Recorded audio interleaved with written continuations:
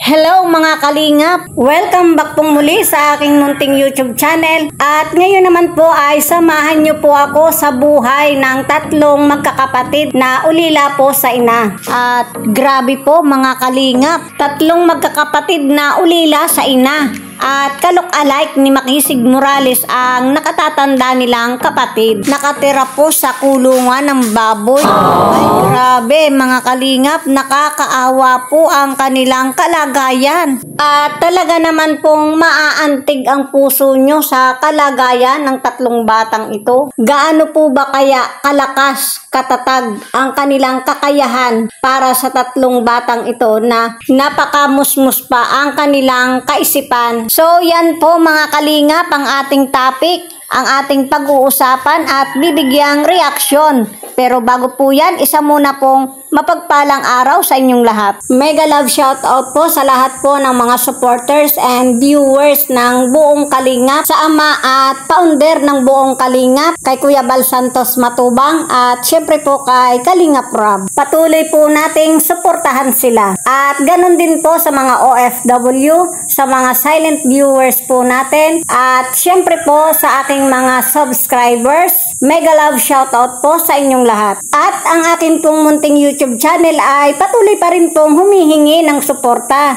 Sa bago pa lang po sa aking munting YouTube channel, please po subscribe, like, share my videos, and click the notification bell. Thank you so much po mga kalingap. So yun nga po mga kalingap, grabe ang pinagdadaanan ng tatlong batang ito. Imagine nyo po mga kalingap, ang tinitirahan po nila ay isang kulungan ng baboy. Talagang sino po ang hindi maaantig sa ganitong kalagayan na sa edad po nilang ito ay hindi po natin lubos maisip na may mga ganitong pangyayari na halos ay makikita natin at mararamdaman na pinatatag na sila ng panahon ng mga pagsubok na dumarating sa kanila, na kung ang ganito pong kalagayan ay mararanasan ng iba ay baka po hindi nila kakayanin at baka po ito ay humantong na sa pagkapariwara ng kalagayan. At ang nakakatuwa po nito ay nakaka-proud po ang kanilang kaisipan na kahit po nasa ganun silang sitwasyon ay mahalang-mahalan pa rin po silang magkakapatid at nabubuo pa rin po ang pagmamalasakit sa isa't isa, paggalang at may paninindigan po silang hindi sila magkakahiwalay. Ganyan po ang kanilang musmos na isip, nagagawa po nila ang tama para sa kanila. At sa ganito nga pong kamusmusang pag-iisip, dahil nga po sila ay bata, ay hindi po nila alintana ang kalagayan nila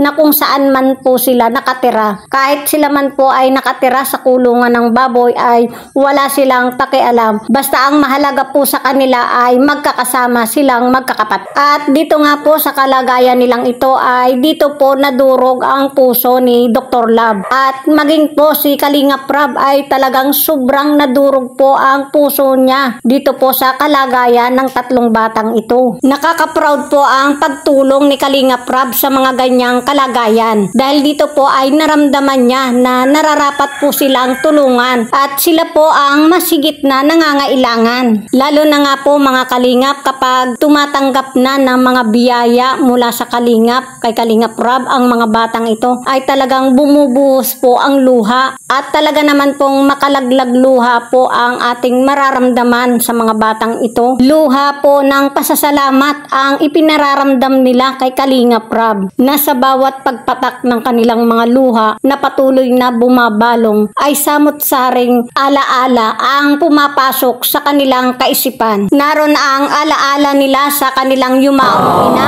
na halos ay bumuhos ang mga luha nila sa kanilang mga mata, na maging si Kalingap Rob at si Dr. Love ay talagang lumuha sa naramdaman nilang emosyon ng pagluha ng tatlong batang ito. Grabe mga kalingap, nakakaiyak na habang lumuluha sila, umiiyak, ay talagang patuloy nilang ibinubuhos yung kanilang nararamdaman, yung kanilang damdamin para sa kanilang kalagayan sa ngayon, na kung paano na lang ba sila at sa kanilang kalagayan ngayon, papaano nila haharapin, yun ang pumapasok sa kanilang isipan. Yan na yun yan na yung batang paslit na humihingi ng aruga, ng kalinga. So yun nga po, para po sa akin, maging ang aking YouTube channel ay humihingi po ng ng Kalinga. Sa bago pa lang po sa aking munting YouTube channel, please po subscribe and touch the notification bell. Thank you so much mga Kalingap. So sila po yung uhaw na uhaw sa mga paglingap sa pag-aaruga ng isang ina. At dahil nga po sa natagpuan sila ng Kalingap ni Kalingap Rob, at yung pong paglingap, pag-aaruga na hinahangad po ng tatlong batang ito na kanilang kinasasabikan, ay umasa po tayo na ito po ay ipagkakaloob ng Kalingap sa pangunguna po ni Kalingap Rob.